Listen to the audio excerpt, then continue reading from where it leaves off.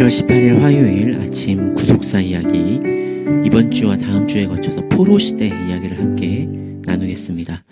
하나님은 우상을 숭배하며 회개하지 않는 두 왕국을 멸망시키시고 포로로 끌려가게 하셨다. 솔로몬 노년의 이 우상 숭배로 인해서 이스라엘 왕국은 남왕국과 북왕국으로 분열되었죠. 이 두 왕국의 왕들의 통치는 너무나 비참했습니다. 히스기야나 요시야 등 남유다의 몇몇 왕을 제외하고는 우상을 숭배하거나 또 하나님을 떠나서 계속해서 불신앙의 어떤 모습들을 보였는데요. 이 남유다도 북이스라엘과 보다 심하진 않았지만 거의 대부분의 많은 왕들이 우상 숭배에 시달렸죠. 그리고 므낫세에 이르러서 하나님이 그 나라의 멸망을 선언하셨습니다. 결국 이스라엘의 두 왕국은 하나님의 심판으로 멸망했죠.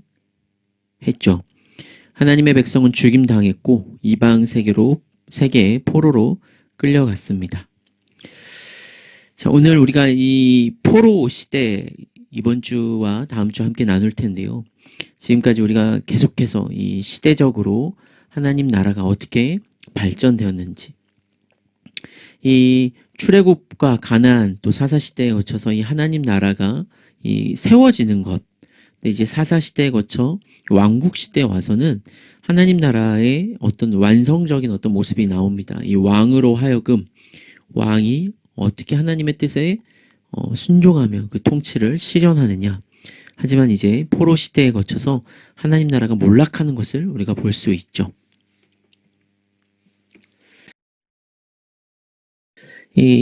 이번 주 우리가 볼 것을 개관을 하자면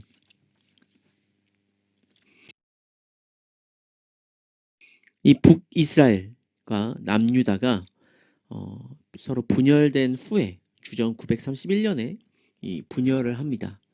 그리고 이후에 북이스라엘은 아수르에 의해서 주전 722년에 함락이 되고요. 남유다는 바벨론에 의해서 556년에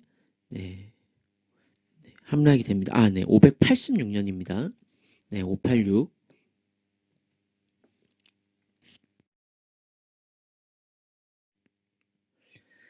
하나님의 나라요, 하나님의 백성은 이스라엘 왕국이 두 왕국으로 분열되고 각각 외적에 의해 멸망된 것은 우상 숭배에 대한 하나님의 심판이었다.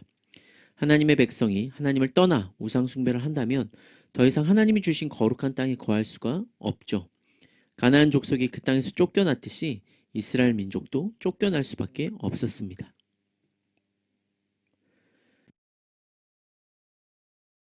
그러나 가나안 족속과는 달리 이스라엘 민족은 하나님의 언약 백성이죠. 그렇기에 그들은 포로가 되어 이국 땅으로 끌려가더라도 소망이 있는 것이죠.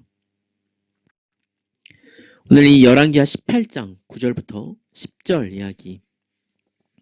히스기야 왕 제4년 곧 이스라엘의 왕 엘라의 아들 호세아 제7년에 아수르의 왕 살마네셀이 사마리아로 올라가서 에워쌌더라.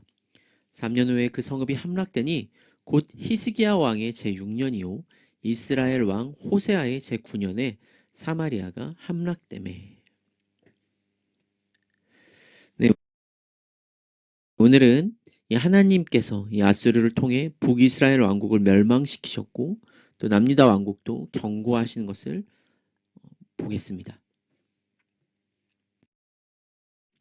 이 북이스라엘 왕국은 아수르에게 주전 722년에 멸망했습니다. 아수르는 주전 732년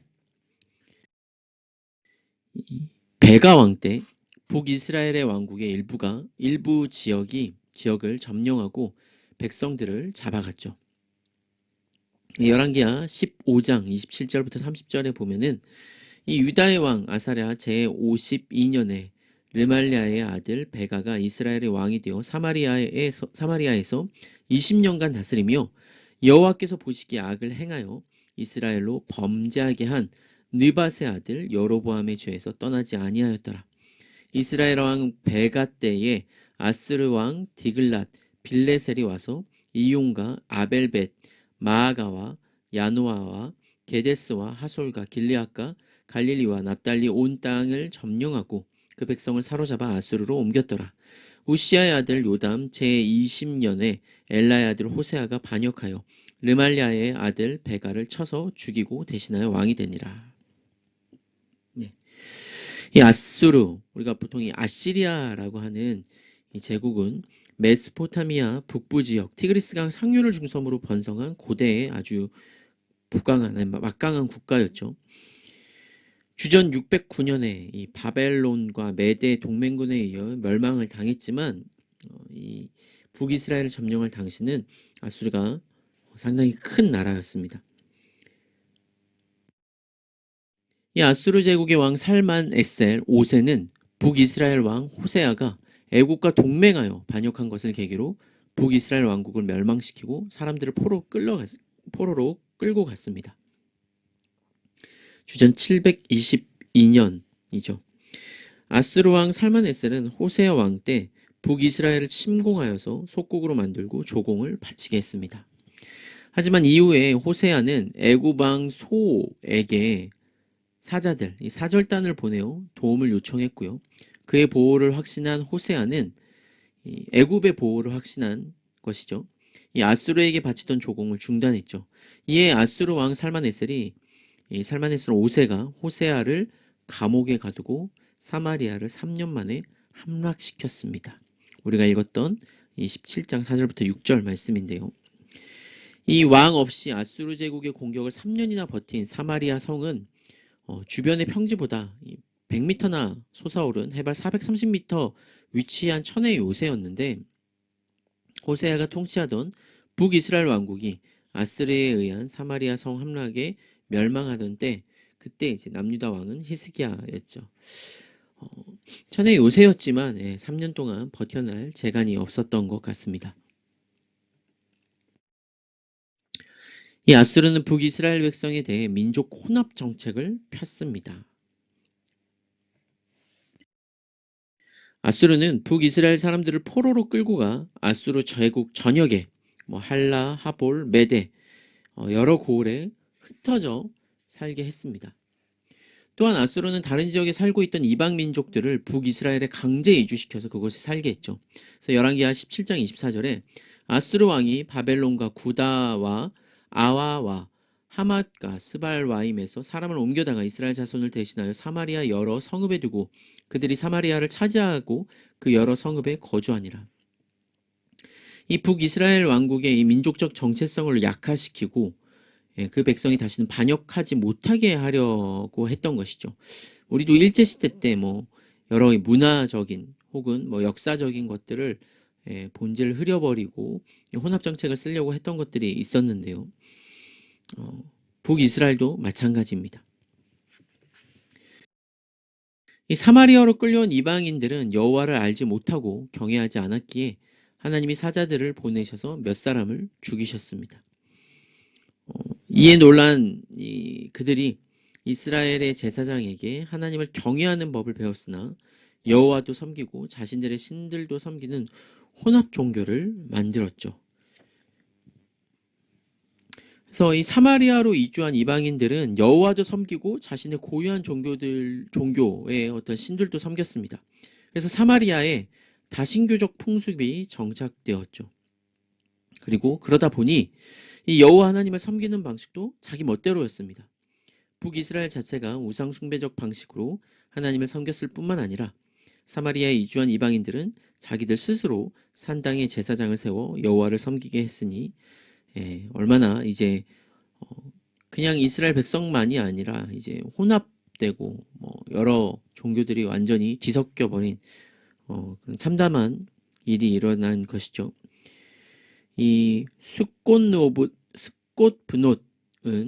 바벨론 사람들이 섬기던 여신 바나투 또는 사쿠투, 나누르타를 네르갈은 기근이나 가뭄, 질병 및 죽음을 관장한다는 메소포타미아 사람들이 믿었던 지하세계 신을, 아시마는 서부의 샘족을 믿었던 신을, 니파스와 다르닥은 엘란 사람들이 믿었던 신을, 아드람멜렉은 페니키아 사람들이 믿었던 신을, 아남멜렉은 에마리 사람들이 믿었던 신을 가리키는 것이다. 왜 이 이야기를 하냐면 이 열왕기하 17장 24절부터 33절까지 이 이스라엘 백성들이 이제 우상들, 이방 신들을 섬기는 것을 얘기하는데 여기에 뭐 스콘, 네, 읽기도 어려워요. 스콘 브노트, 네, 사쿠트, 나누르타, 뭐 아시마, 아드람멜렉, 아남멜렉, 뭐 이런 신들이 이제 나오는 것이죠. 예. 이 아수르 제국은 이 북이스라엘을 멸망시켰을 뿐만 아니라 남유다 왕국도 위협했습니다. 이 남유다 왕 히스기야는 여호와만을 섬겼고 그의 아버지 아하스와는 달리 아수르 왕을 섬기지 않았죠. 이 아수르 제국이 강성하여 북이스라엘을 멸망시켰을 때 남유다의 왕이 히스기야였습니다. 근데 이제 성경에서도 이 열왕기하 18장 7절에 보면 여호와께서 이 히스기야와 함께 하셔서 형통하게 하신 것을 볼 수가 있죠. 히스기야는 더 이상 이 아수르의 속국으로 있기를 거부했습니다. 또한 아수르의 동맹국인 블레셋을 쳐서 후방을 안전하게 했죠. 히스기야 왕은 남유다 왕들 중에서 유일하게 다윗과 같이 하나님이 함께 하시던 그런 함께 하셔서 형통케 하신 왕이었습니다. 우리가 지난주에도 함께 말씀을 나눴는데요. 이 북이스라엘 왕 베가와 아람 왕 르시는 연합하여서 반아수르 정책을 폈죠. 이들은 이 연합 정선을 더 강화하기 위해 남유다 왕 아하스에게 연합군을 합세할 것을 요청했습니다. 아하스는 이를 거절하고 오히려 아수르 왕 디글랏 빌레셀에게 도움을 요청했고 아수르는 반아수르 연합군을 쳐서 북이스라엘 북부의 여러 지역을 점령했습니다.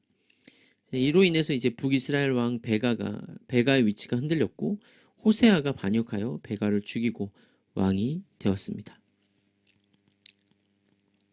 이때 이 아람과 북이스라엘 연합군의 위협 앞에서 흔들리던 아하스 왕 때에 이 선지자가 이사야가 있습니다. 이 이사야가 아하스 왕을 찾아가서 그들이 연기나는 두 부직갱이 구루터기에 불과하니 두려워하지 말고 낙심하지 말라라고 했는데 이 이사야는 아하스 왕에게 하나님이 이 연합 세력을 막으실 것을 신뢰하도록 요청했죠. 그러면서 이사야는 하나님을 믿고 신뢰할 수 있도록 그분이 처녀가 잉태하여 아들을 낳을 것이라는 징조를 주셨으며 그의 이름을 임마누엘이라고 할 것을 말합니다. 장차 이제 오실 메시아의 탄생을 가르치는 것이죠. 이 아수르는 자신을 배신한 남유다를 침공했고 히스기야는 결국 하나님을 의지하여 아수르를 물리쳤습니다. 아수르의 왕 사네립은 히스기야 왕 제14년에 남유다 왕국을 침략했지만 히스기야는 성전과 왕궁 창고에 있는 것 외에 성전 문에 금과 기둥에 입힌 금을 벗겨서까지 많은 재물을 바쳐야만 했습니다. 그럼에도 아수르 왕은 부하들을 보내어 예루살렘에 치게 했죠.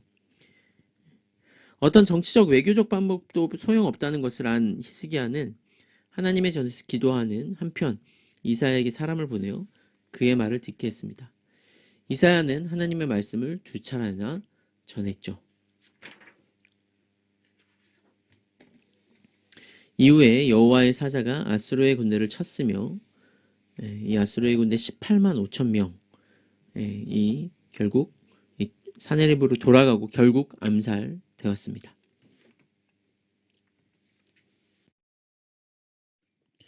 자, 오늘은 우리가 이 이스라엘의 멸망을 보았습니다.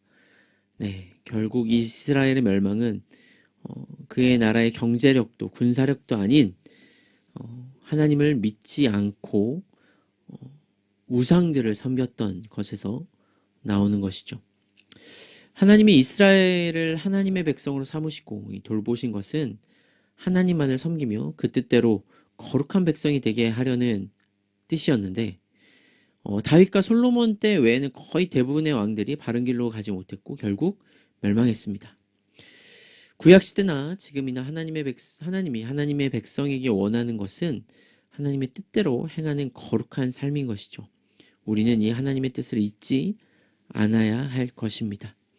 주님, 우리도 이 구약시대 이들과 같지 않고 하나님의 뜻을 행하며 하나님의 공의와 정의를 구현할 수 있도록 우리의 삶에 오직 하나님만을 신으로 고백하며 말씀을 믿고 말씀대로 살아가는 우리의 삶이 되게 해달라고 이 시간 함께 기도하도록 하겠습니다.